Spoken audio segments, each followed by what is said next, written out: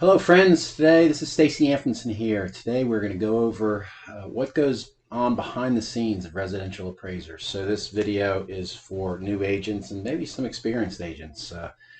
Our side of the fence, we're always curious as to what goes on your side of the fence. A lot of us are familiar with it, but a lot of people are not. Lay people and agents are not familiar with all the joys and pleasures that are associated with being a residential appraiser in North Carolina. So it's a little bit of a longer video, but I think it's worth it. There's not too many sources out there that tell you concisely what's going on in terms of being an appraisal. All right, so we're going to talk about why do we exist. A lot of you really are curious about that. What are the entry and annual costs? What rules are appraisers bound by?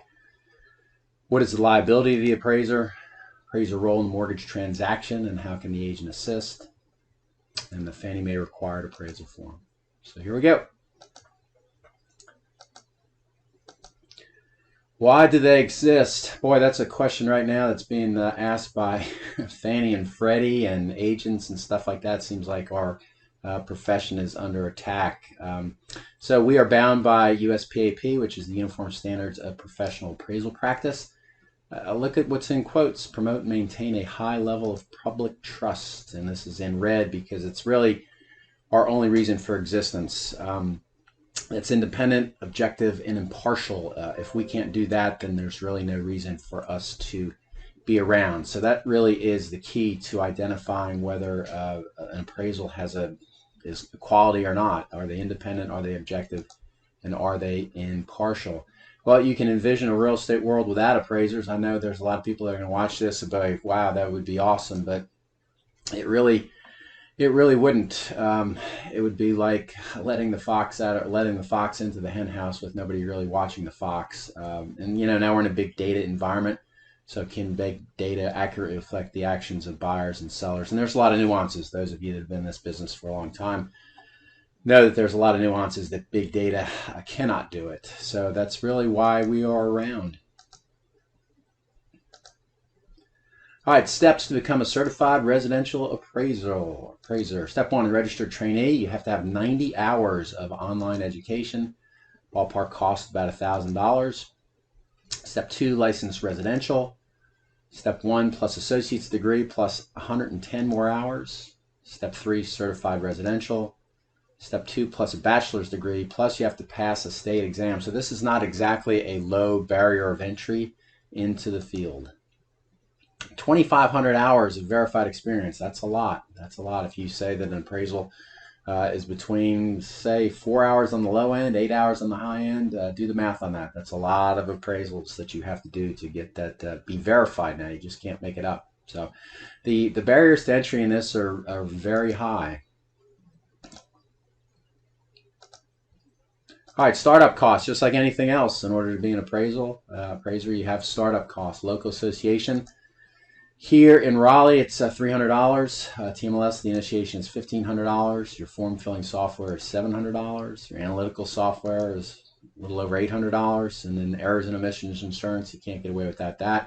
$774. So the total ballpark's about $5,200 to get in. Now, it's not some professions you can get into for less, but some are a lot more. But still, that's the amount that we have to pay in order to get into the business.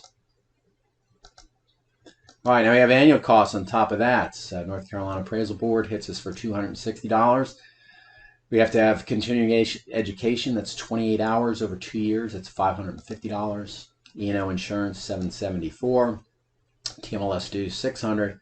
Local association, $541. Form filling software, $827. Analytical software, $560. It gives us about $4,200 a year in that. And those are just the big expenses. We're not talking about gas as insurance, but most people in real estate have those expenses as well. So these are the annual expenses for appraisers. Agents are going to look in this, and you have the same TMLS dues. I'm not sure if your insurance is close to that or not. Your local association dues are the same as well, and you have your own version of form filling software that you have to pay for. So those are the costs, the startup costs and annual costs with becoming an appraiser. Now we got rules. Boy, we got rules. We are a regulated, $1 big regulated profession. Uniform Standards of Professional Appraisal Practice, North Carolina Appraisal Board, Fannie and Freddie, lender guidelines, professional associations. It's just rules on top of rules on top of rules. And you wonder why appraisers are grumpy, because we get rules thrown at us all the time. Here's the one that I think that gets those of us in the profession are mostly aware of it, but a lot of them are not. But those outside of it really do not understand appraisal liability. So URAR is the main Fannie Mae appraisal form that we sign off on, and there's a certification that we attach our signature to. And so number 25, it says any intentional or negligent misrepresentation contained in this appraisal report may result in civil liability and or criminal penalties, including but not limited to fine or imprisonment or both. How about that? I put that in red under the provisions of Title 18 and whatever that United States Code is. So it's a big deal when you sign your name to an appraisal. And just remember, look at the top, any intentional or negligent.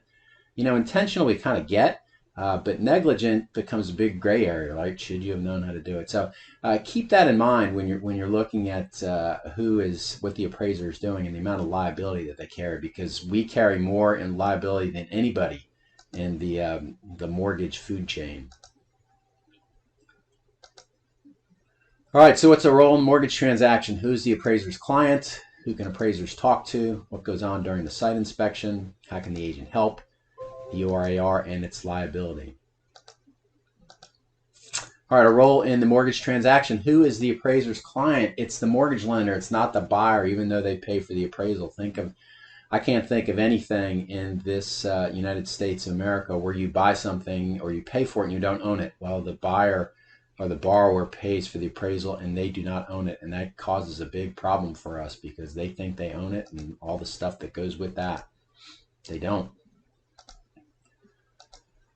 Who can appraisers talk to? Dodd-Frank, a long time ago, set the current framework. Appraiser independence was key. Influence, no. Communication, yes. So that's the big thing. Some appraisers have gone out there and hidden behind this Dodd-Frank saying, I can't communicate with anybody.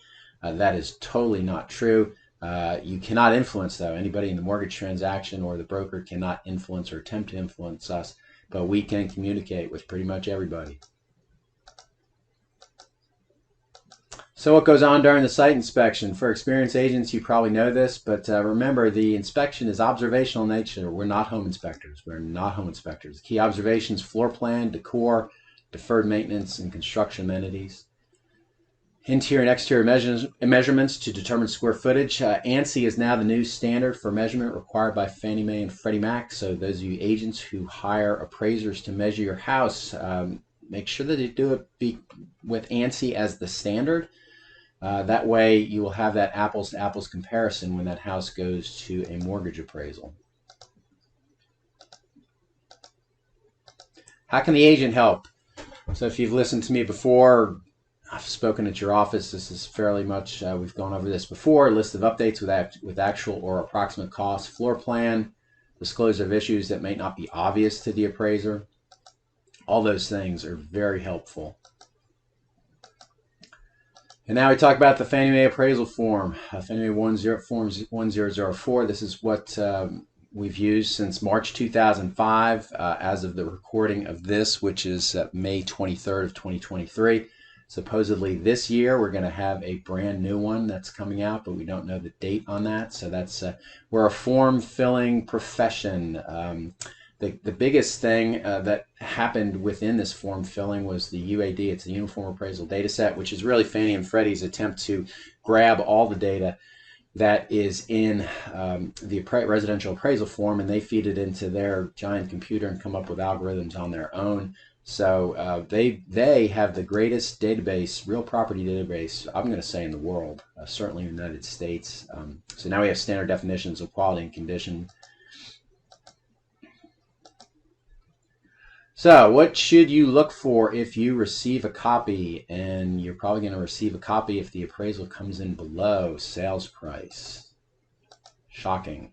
Report writing issues. This is really personal for me. Typos, factual errors, boilerplate comments. That's in my career of reviewing appraisals. This is really the When you see typos and factual errors and boilerplate comments, that's really the appraiser who is just really on a production-based get it in and get it out the door. They're not really paying too much attention to what they're writing. Go back into Dodd-Frank a bit, permits those with an interest in real estate transaction to ask an appraiser to consider additional appropriate property information, including the consideration of additional comparable properties. And the protocol addressing this statement varies by lender. So if you see something that the appraiser used and you didn't like, or you felt that there is better comparables out there, Dodd-Frank allows those you to go and address that with the lender. So that is all we have right now with this. Hopefully it's enlightening to what y'all have known or not known about appraisals, and we look forward to working with you as always in the future.